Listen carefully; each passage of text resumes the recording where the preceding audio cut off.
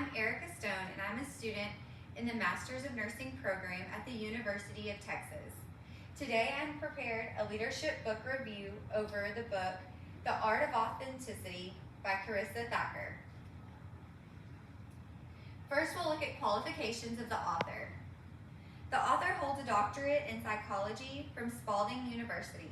She practices as a licensed psychologist and is the founder and president of Strategic Performance Solutions Incorporated, which is a management consulting firm. She also acts as adjunct faculty at the Lerner School of Business at the University of Delaware.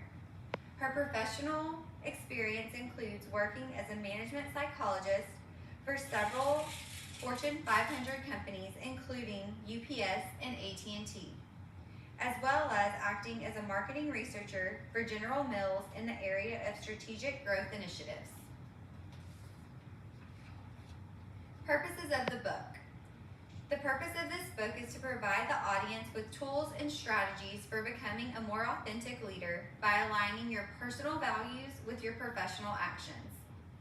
She describes a new vision of authenticity, which includes explaining the digital era, exploring signature contributions, and navigating through truth, lies, and authenticity.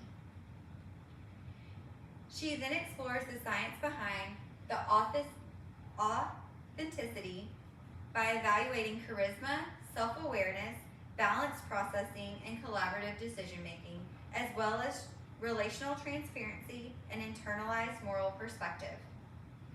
Lastly, she provides a master class for the audience through centrality of conscious choice, reading cultures like an anthropologist, making peace with paradox, and ferociously seeking the truth. Her target audience includes leaders and executives, specifically those wishing to improve leadership skills through authenticity and those who are having a hard time connecting with their own staff. Aspiring leaders or individuals interested in personal development, authenticity, and self-awareness would also be great audience members. Strengths of the book. The idea of authenticity is an area that is relatable for leaders across all disciplines, including healthcare.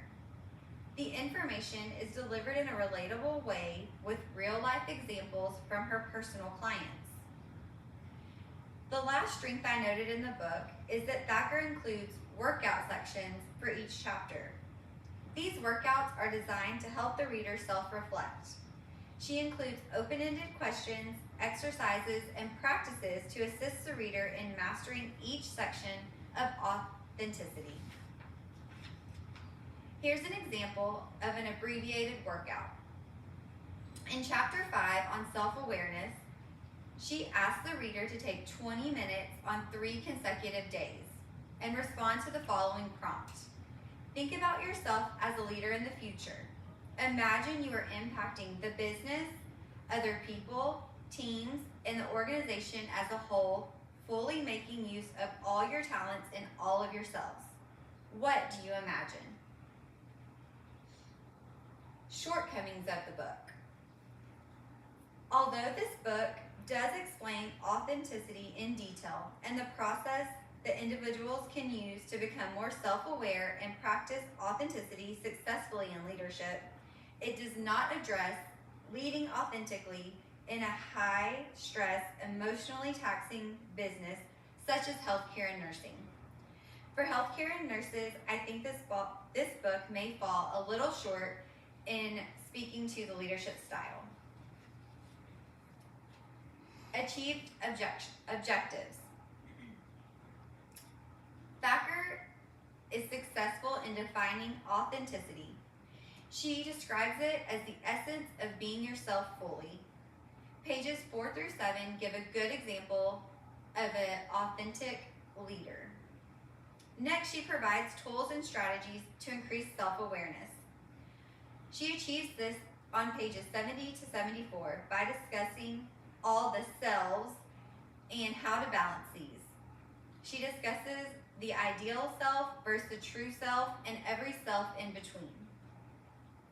Next, she describes what affects our vision of authenticity. This is achieved in part 1 of her book by discussing the digital era, social media, signature contribution, lies, and the truth. This mix of items gives others a view of your authenticity. She then helps to improve decision making by incorporating authenticity. She achieves this in chapter 6 by describing balanced processing and explaining how to use your biases. Last, she explores the duality of authenticity and success. Throughout the book, she gives real-life examples, research data, and thought-provoking exercises to achieve this last objective for the audience. She shows leaders how they can remain authentic to themselves while also being successful in their business. Recommendations. Personally, yes, I would recommend this book for all leaders and executives, but specifically individuals who have a tendency to either conform to their environment easily, focus on people pleasing, or on the opposite spectrum, a leader who is having a hard time connecting with staff due to their own ego or perceived arrogance. I would also recommend this for any aspiring leader as they prepare to transition into leadership.